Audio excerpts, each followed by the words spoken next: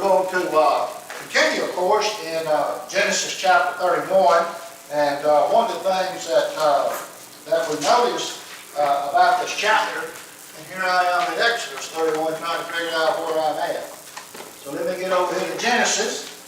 And one of the things that we notice here, Jacob is going to begin his journey home, back to the land of Canaan, after around a 20-year or so presence in Haran. He's been up there with his uncle Laban. He has labored for Laban very faithfully. We know that Jacob has two wives now. He has one wife, Leah, and one wife, Rachel. We also know that we well know the story behind that of him laboring for 7 years for each one. And so now we find that Jacob is getting ready to leave. And the reason he's getting ready to leave is because of what's said in chapter 31 and in verse 30. And the Lord said unto Jacob, return into the land of thy fathers and to thy kindred, and I will be with thee. So Jacob, it's time to go home. We know it's going to be an interesting travel with him going home because of some of the events that's going to take place. Also, in a chapter or two, we're going to find that he's going to re-encounter his brother Esau after this lapse of time. And there's going to be some concern about Jacob about getting reacquainted with his brother because, you know, there was bad blood between them. Esau had threatened to kill him. And that was one of the reasons why Jacob fled north to his uncle Laban. And also to get a wife. Isaac had told him not to take a wife from amongst the people around about him. He did not want him intermingling with those people, and we talked about all that quite extensively, and I'm not going to go back over them. I'm just doing a very brief refresher of a couple of previous chapters. So anyway, we find that as we look at this, we talked a little bit last week about the dream that Jacob had. He had called his wives together, Rachel and Leah, in the field, and was telling them it's time to go, and he was giving them kind of a overview of how he felt about Laban and the things that he had encountered, about Laban changing his wages, the way he made him labor. Jacob also talks about how faithful he was to Laban. And so he was explaining to the wives that this is what's happened, this is what's occurred, now it's time for us to go. And notice what it says here, and we'll kind of, even though we're supposed to technically begin at verse 10, we'll kind of pick up with verse 4 and read through. And Jacob sent and called Rachel and Leah to the field to his flock. And he said unto them, I see your father's countenance, that it was not toward me as before, but the God of my father hath been with me. And you know that with all my power I have served your father. And your father hath deceived me and changed my wages 10 times. But God suffered him not to hurt me. If he said thus, a speckle shall be thy wages, and all this cattle bear speckle, and if he said thus, a ring stake shall be thy hire, and all the cattle bear ring stake. Thus God had taken away the cattle of your father and given them to me. So he begins to tell them about the events that has transpired, and yet we can see that the providence of God at work in this. Even though there was a lot of dissension between Laban and Jacob, we find that Jacob realizes that he has been a blessed man, that he has not been suffered any hurt at all the events that's gone on. Matter of fact, he's been very prosperous. And we talked about how he did the prosperity last week with the cattle, and they separated them out, and Laban's sons took these over here 3 days' journey so the flocks would not get intermingled. And so he was greatly blessed. And we talked about that too in a great lengths last week. One of the things that Brother Colin kept bringing out is a lot of times, in spite of what man may do, God's providence and God's will is going to be done. And a lot of times, even unbeknownst to men, God's will is being worked out through them. And we look at that maybe on a modern scale, if you will. We know that a lot of people that's involved in the medical profession and things like that, they're not Christians to the strictest sense of how we know Christianity through repentance, confession, and baptism. may adhere to some Christian principles, which is good. We know there are those of that profession that are not abiding by those principles, if you will, and there are those that are atheistic and agnostic in belief. God still uses them for His will, to carry out His will. Now, whether they ever realize it or acknowledge it or not, that's between them and God. And so, this is the way God operates. In spite of what man may do, His will is going to be done. And we've seen that demonstrated over and over and over again. We've seen it demonstrated already in the lives of Noah. We've seen it demonstrated in the life of Abraham. We've seen it demonstrated in the life of Isaac. And what we're seeing with these people is not perfection. They were not perfect in what they would do. But God saw enough goodness in them where I can use this person to accomplish my will. And we know at this time, the Bible tells us in Acts 17, some of those imperfections God realized was in man because that which is perfect had not come.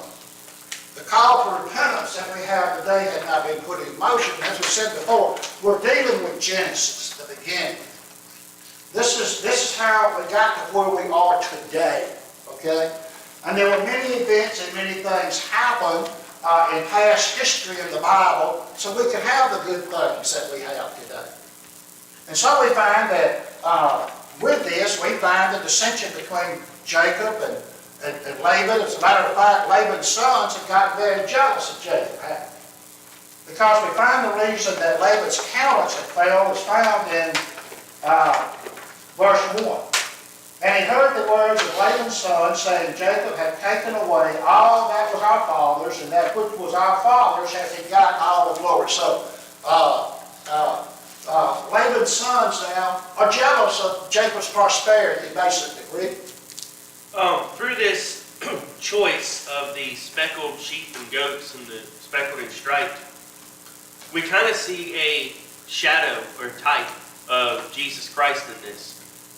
As Jacob has the opportunity to choose his wages, he chooses what most people would normally pass over and not look at. And most people aren't going to take the stripes because they're mixed or there was some type of genetic defect in that. So they're going to pass over that. But he took something that was undesirable and had great riches out of it. Jesus Christ, as our Passover lamb, was undesirable, even though he was pure. Right. And there's great riches. And we talked about that too a great deal, about how things that man does not look upon as being favorable, God uses those very things. We talked about Rachel and Leah, and about how Jacob loved Rachel and he didn't love Leah. And yet we find through that which man did not look favorably upon came the lineage of Jesus Christ. There's another shadow. There's a lot of shadows in this, that, just like you brought out about that we haven't even looked at. We probably, if you go back and look at the study, haven't touched the hem of the garment and the information that we have available in the book of Genesis that shadow what was to come. It was a type, wasn't it? And so we find that, and that's the way it is, a lot of times, you think about God's wisdom and our wisdom. Now, the Apostle Paul went to Rome under house arrest in a ship, right? Now, if you're under arrest and you're in a ship, you probably don't have the best accommodations in the world. That's God's way of doing it. My way of doing it might have been, boy, Paul needs first-class voyage, doesn't he? I want to get all these lawyers to go with Paul and we're going to get him free. That's my way of doing it, right? But God's thoughts are not my thoughts, and my thoughts are not his thoughts, right? That's the way he chose to do it. Paul went to Rome in chains, didn't he? He went to, even though God could have prevented him and Silas from being arrested and thrown in prison, God chose to have Paul and Silas thrown in prison, which is a bad thing in our eyes, right? But what happened? God used that event that these evil men put in place to have the gospel preached in a prison and a jailer obeyed the gospel. Now think about that, right? Well, I think that is just the thing that God gave man rule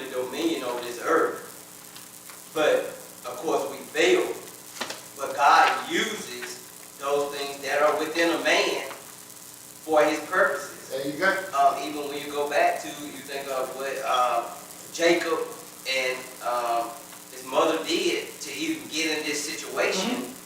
God knew who they were before they, and God is able to move pieces in the place, where he can call his, from the north, he can call Babylon from the north. He's able to use, whether that's Job, to use Satan. Everything is at God's disposal. So I think it's providence and God's will, and ways are done in multiple ways. He can use things in a man, he can use things in a man or nature or whatever to move things according to his purpose. He's that great. That's it. Read. Like we said before, God has seen all of this before time began. That's right. Before this world began. This was foreordained, Really what he's doing here is just watching all the pieces fall into All in place. place. Right. And one thing you have to remember about this too, and maybe we often forget about it, is that man has become a free moral agent. Man fell in the garden. When he did, curse was placed on man.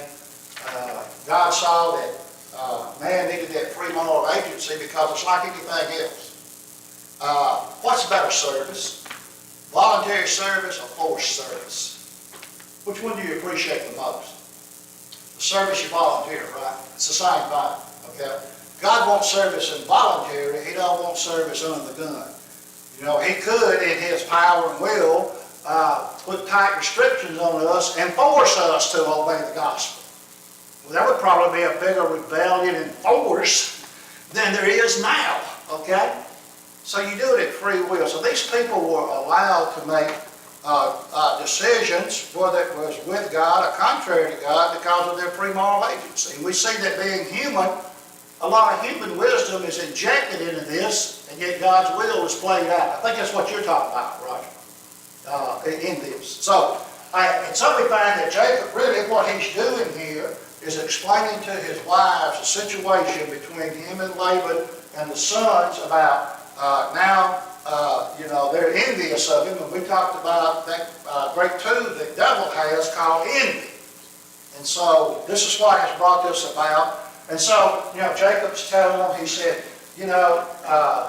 wives, your father's deceiving, he's changed my wages.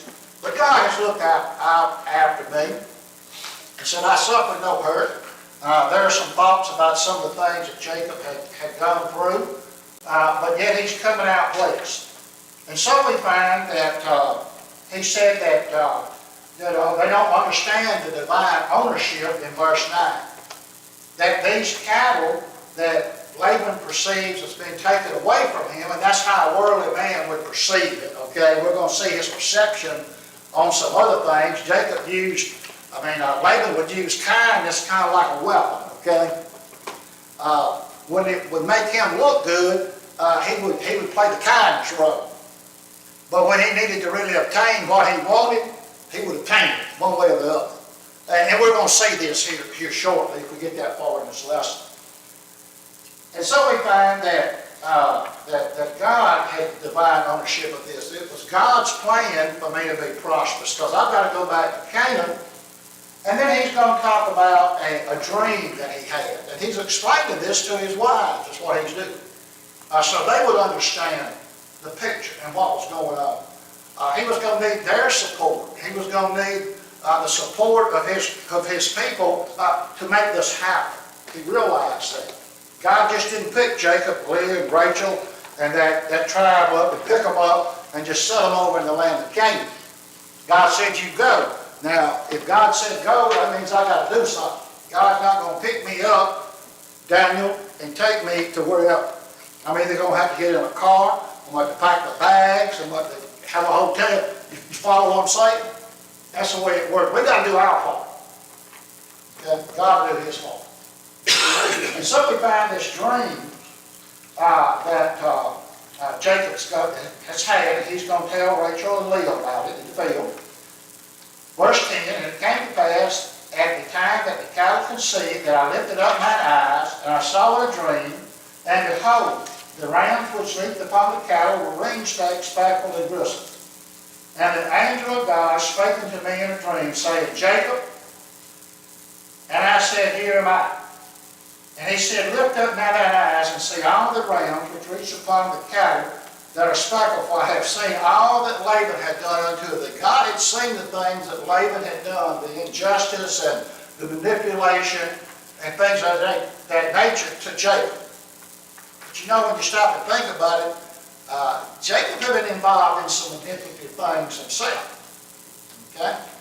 So, you know, we talked about, you know, sometimes that boomerang, you throw that boomerang out there and it'll turn and come back and hit you in the back of the head, right? Some of this is maybe reaping what you sowed. Okay? Because he did sow some seed that he's having to reap on this. So, anyway, he's talking about that. For I have seen all that Laban had done unto thee. And I am the God of Bethel, where thou hast known the pillow, where thou vowest a vow unto me. Now arise and get thee out of the land, and return unto the land of thy kindred. So he's restating this dream that he had, and how he was prospered, and how God had prospered him through his providence to his wives. Here again, he's preparing them to go. He wants them to understand, and this is good. You know, this is teaching us something good here also, that the husbands and wives need to communicate.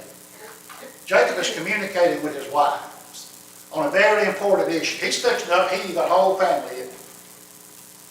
What if the wives had rebelled and the children rebelled, and then you'd have all of that going on. So he was trying to make this happen, right? Well, you were talking about Jacob being taught a lesson. Well, you got to think about it. As Jacob would be a man of God, what he does he has to learn, because he is a deceiver. He put himself in this position because of his deception. And so, if you're going to be a proper man of God, you got to be disciplined. As Hebrews 12 says, you got to be trained. So even though God is overseeing Jacob here and watching over him, he still got to learn. You got to learn that. Yeah, he's being taught. Yeah, really maybe this is a part of the purging process. You know, he's allowed him to make these mistakes, and then he's protecting him in a way that when Jacob has to look back at all this, it's kind of like maybe in our lives. When we look back at events and things that's happened in our lives, and we begin to wonder, well, how in the world did I make it through that? There's not but one answer. God was looking out for us when we weren't looking out for ourselves, wasn't he? You know? That's the only answer you got for it when you look at it. It's the same thing here. His will was being worked out in the lives of these people. One of the things I want to notice is verse 11. And the angel spake unto me in a dream, saying, Jacob, and I said, Here am I.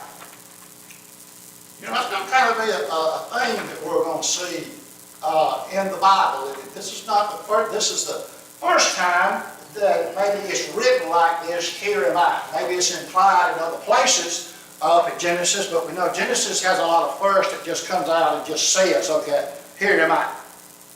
Okay, so when God called Jacob here am I.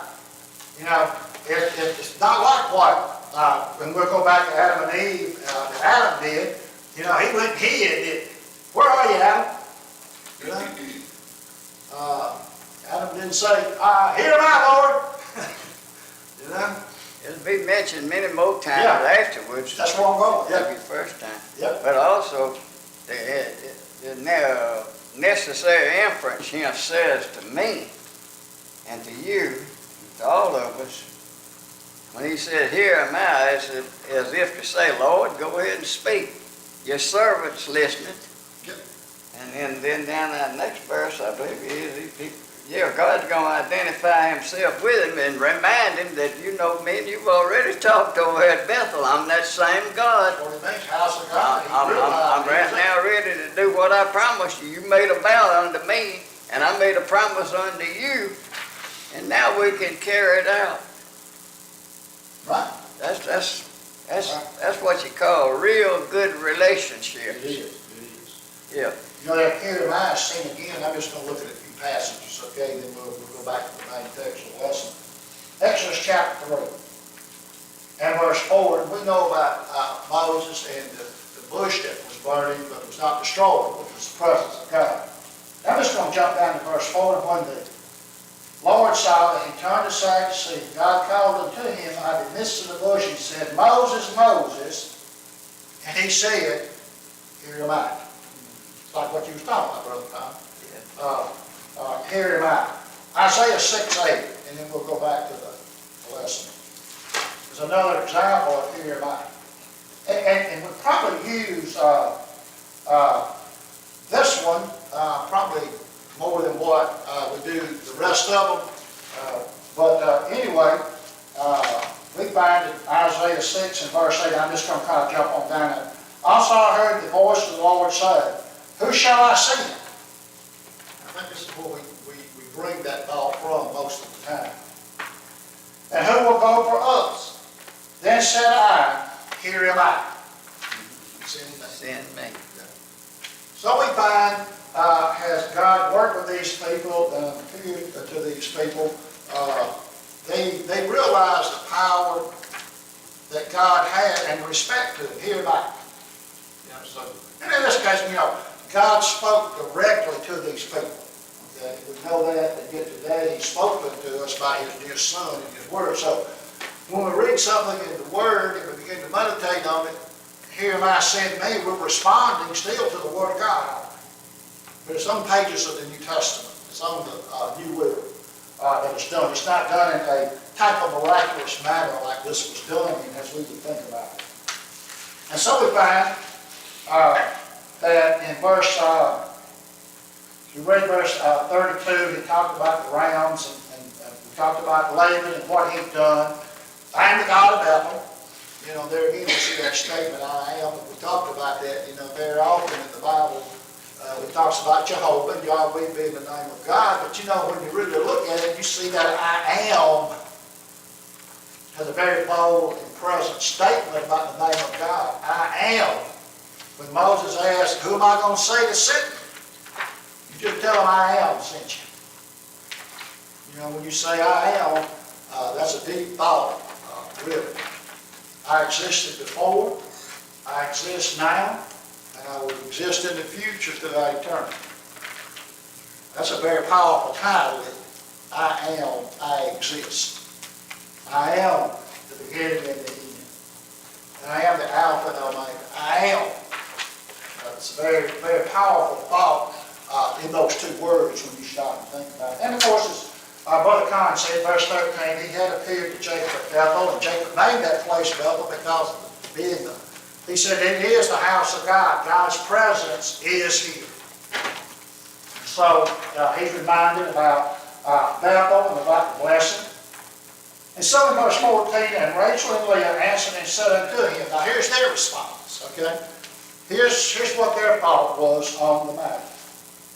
It says, there yet any portion or inheritance for us in our father's house? Are we not counted unto him as strangers? For he had sold us and had quite devoured also the money. For all the riches which God had taken from our father, this is ours and our children. Now then, whatsoever God had said unto thee, do. So Rachel and Leah could see, they felt like they were kind of shut out from their father. They felt like there'd been some dishonesty that had went on between them and him. And of course, when that happens, there's a lot of family dynamics that's going on here. It seems like, as we go back and look at Rachel and Leah, they didn't agree on much, but it seemed like they agreed it's time to go and get away from our father because we've had enough of it. Basically, if you would put up, you will say it the way we would say it, and they could see this, and so they're willing to go. It's time to go. So we're going to find that they're in agreement with this. So we're going to find in verse 17 that Jacob rose up, set his sons and his wives upon camels, and he carried away all his cattle and all his goods which he had gotten, the cattle of his getting which he had gotten in for that around, for to go to Isaac his father in the land of Canaan. So, Jacob got up and left. What we're going to find is he didn't get up and go to the house of Laban. Say, Laban, it's time to go. You're going to find that Laban's going to be upset about this, and he's going to pursue Jacob.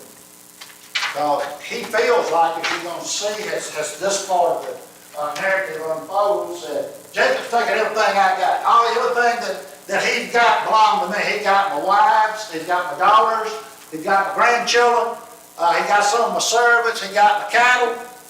I'm not gonna put up with it, and that's his thought, you know. And you can see later, he's pretty upset about this thing, but what's gonna happen?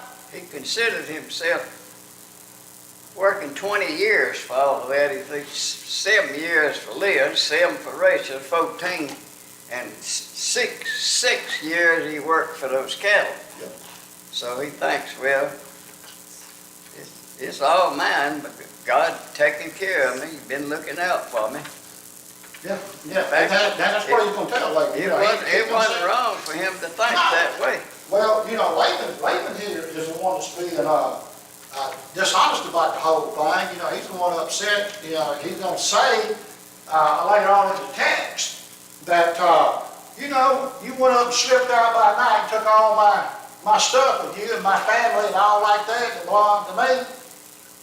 Well, what is God going to do? God's going to intervene in this thing. And he's going to tell Laban, don't you do him no hurt. Don't you speak him no ill will.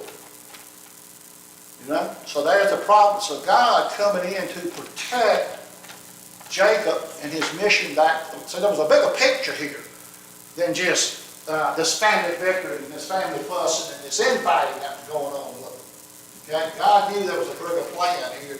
But Jacob was a man he could use, man, because one of the things, even though Jacob was manipulative in what he had done, God realized that the plan wasn't going to work through Esau. You know? Esau had already demonstrated he didn't care nothing about any of this. You know, so going off marrying those wives amongst where God said it not, Isaac told him not to marry and things of that nature, and he despised his birthright, didn't care nothing about that. You know, really it looks like all he cared about was the here and now and maybe just tangible things. This birthright carried with it though, and they were taught this as kids. This birthright that we're talking about is the great promise of Abraham that was given to him about the prosperity in the land of Canaan. That's a very powerful thought. But anyway, as so we find, he's going to get up and go, and his wives are going to go with him, and all the cattle and stuff like that. And it does say it, Brother Connie, in verse 18, away and all his cattle. So it did belong to him, didn't it? But Laban didn't feel that way. He had gotten it fair and square. He had done the labor and had it. He had done the requirements, you know, and it talked about how he had taken some wood and some shrubs and things like that and put them at the watering trough so the cattle would reproduce like to be ring-shaped and discolorations and things, and we talked about all that. So they were rightfully his. That was the agreement they had made, wasn't it? And so we find that Jacob now is going to just pack up and go. Sometimes it's best that way. Sometimes it's best not to linger around and, you know, and just time to go. Just get up and go. You know, a lot of times people want to be persuaded to stay. That's one of the things we find in the New Testament. And maybe this is a shadow of that, Reed, is that when Jesus called, what are we to do? You know, Jesus even warned about the men that wanted to return to his family and say goodbye to his father. Don't do that. You know, don't look back. You go forward. You know? So sometimes what we see here is a lot of times when you do turn around and you take a look and go back, and you have the big going away party and stuff like that, you may blink. You may hesitate. How many times have people considered obeying the gospel and went home and told the family, hey, I'm going to obey the gospel of Jesus Christ and become a member of the church, only to be talked out of it? How many times people became a member of the church and went home and told the family they were, and they were told, well, either you're going to get out of that or you're going to get out of the house. It happens. Probably more often than what we think, but it does happen. You and I probably know of cases that that's happened. Okay? You can do and be a member of anything you want to be a member of. You can be a member of any denomination, any gambling organization. You can be a drunk, but just don't be a member of the church. They don't say it that way, but that's what it means. They can accept most anything except the gospel. And we see that demonstrated in the lives of men. We're talking about the book of Acts, so we see that on Wednesday night. We see that demonstrated in the lives of men and what was going on in the early days of the church, y'all. They're enemies of the church. So anyway, we find that he has done this, and something really interesting is going to happen here. And there's some discussion over this, and it's really interesting. What's Rachel going to do? Well, in verse 19,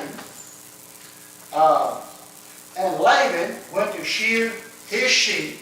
They're getting ready to leave, but Laban now, he's out shearing his sheep. And when we look at this, because Laban's going to have to pursue Jacob for 7 days, it looks like he's sheared those sheep that was a 3 days journey away from Laban. So the setting seems to be that they're 3 days apart if you go back and look at the prior chapter. Okay, the separation of those flocks and that particular camp, if you will. And so he was out there shearing his sheep. That means he wasn't home, was it? He and the men were out working. What does Rachel do? It says, and Rachel had stolen the images that were her father's. She steals these images. And we're going to talk a little bit about that in just a minute. That may be where we're stopping at, because it's really interesting. Verse 20 talks about Jacob stealing away unaware to Laban, the Syrian, and that he told him not that he fled. Jacob slipped away, didn't he? He hadn't stolen anything. And the term that's used here has to do more with being slipped away than stolen away, okay? He got out and didn't tell anybody. Roger? I don't think he could have did anything else really, and been able to go with any type of peace, because the sons were already mad, and we see that Laban, even his daughter, said he sold us, and so this is a man that's very selfish, and so he wasn't going to get out of here unscathed with it being no issue. He wasn't just going to be no clean break. Yeah. And so we find that these images were stolen, and so what we're going to find is, and I'm just going to kind of do a quick overview, as Laban realizes these images are stolen, these false gods are stolen, family heirloom type things, if you will, and I'll talk a little bit more about these teraphim here in just a minute. She hid them under a camel seat, didn't she?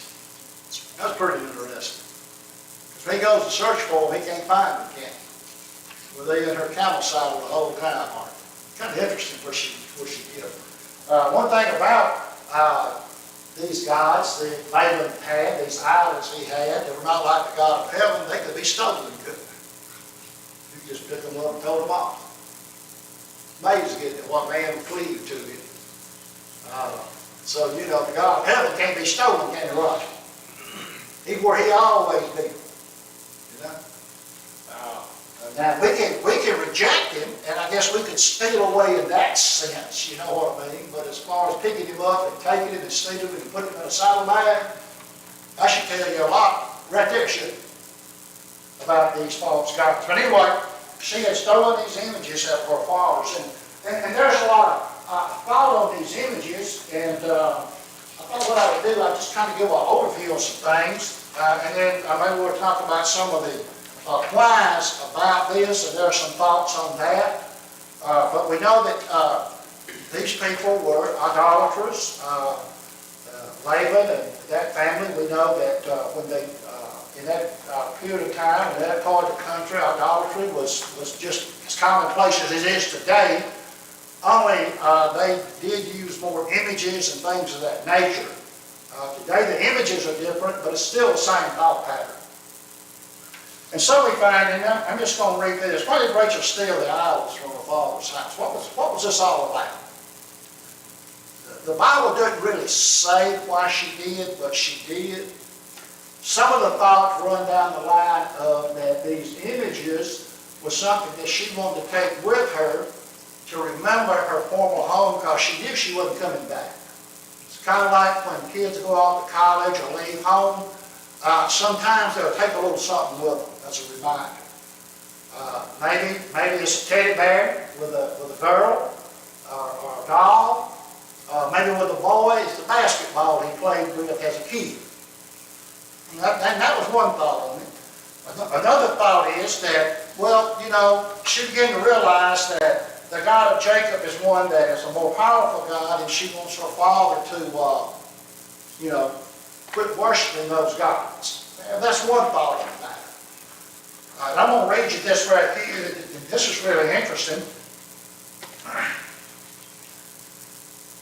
These idols, I thought, had been some type of fertility charm, some type of health charm, some type of thing like that that was close to them. There's been some diggings that's gone on in Mesopotamia that has found some of these figurines of people, images of people that they use for this thought. Bible commentators say that because Rachel was barren for about 6 years before she conceived Joseph, she may have desired the possessions of these idols as fertility charms.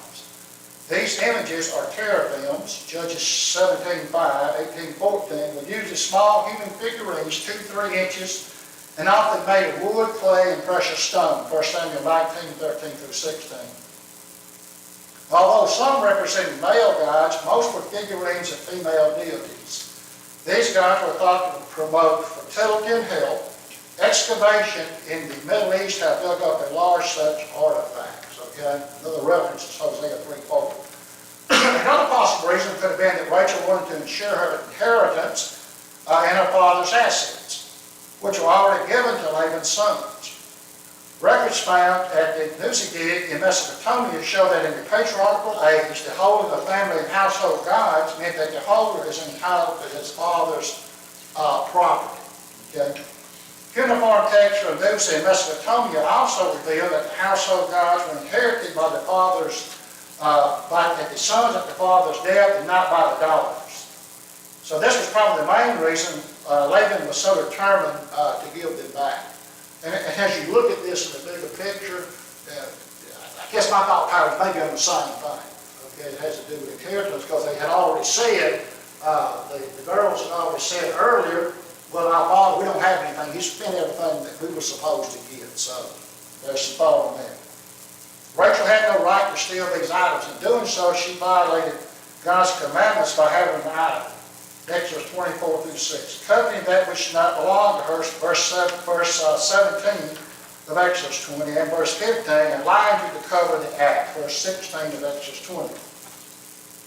Jacob admits to Laban that no one in the family had the right to steal these idols. Rachel should have realized that God was her only true helper, for he was the creator.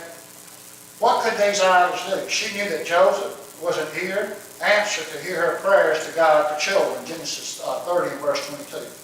For after 6 years of being barren, God opened her womb, and faith came and unbelief had before failed. So and there's more to that as you go into it, but that's kind of the thought pattern of what these things are based upon other passages of Scripture in the Bible, and of course some of the diggings they've done. Read, you like you have a comment on that. Yes, sir. Yeah, it's kind of interesting, isn't it? And I got to run the bus. I got to run the buzzer again.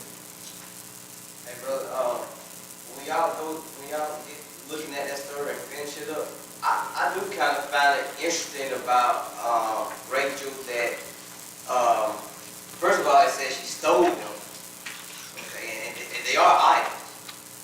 And you kind of have to look at Rachel's character throughout the story. She's complaining and X, Y, and Z. So, and then as you see in the end, she's buried, I think, on the tree or over the timber. I know one of them was buried there, but then Leah is buried in the sepulcher with, I think, Abraham and the wife and all, and Leah is buried with Jacob, and Jacob is brought back. But you never see that with Rachel. Right. She died earlier, but he buried Leah with him. So I just kind of find it interesting. She she an idolater, and was some little message in that? Yeah, and in the end, you know, Jacob, what we've seen so far is a lot like us and what like Abraham was. You know, we keep illustrating the fact that Abraham didn't develop that faith overnight to be able to sacrifice Isaac. It was about a 50-year period there between the time he was called to the point, and look at what all went on in his life, you know? So you see that development here. And maybe, and you can correct me on this thought pattern if you want.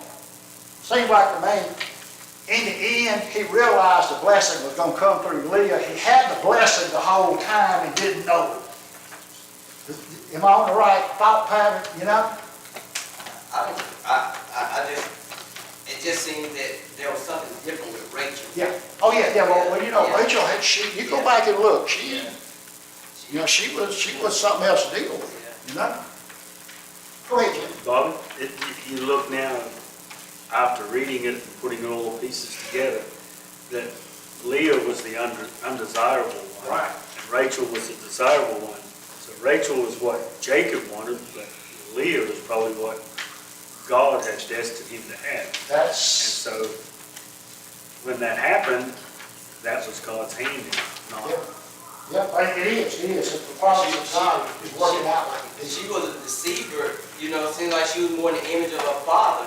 She was crafty, that I can't get up because, it's my time of, Right. so she had a hit, so she was crafty. Yeah, right, that's what it takes, she was crafty. And for whatever reason, she took those images, and it may be a combination of all three, but more than likely it had to do with the fact that she felt like there's still some power in those images, maybe because of what they represented. It seems like it all comes back down to dollars and cents, Roger. You know, you possess those items, you have the inheritance, you know? What it seems like when you go back and look at the context of how not only she failed, but Leah failed. We don't have any part of our father's inheritance. He's done wasted all ours. So anyway, we'll stop.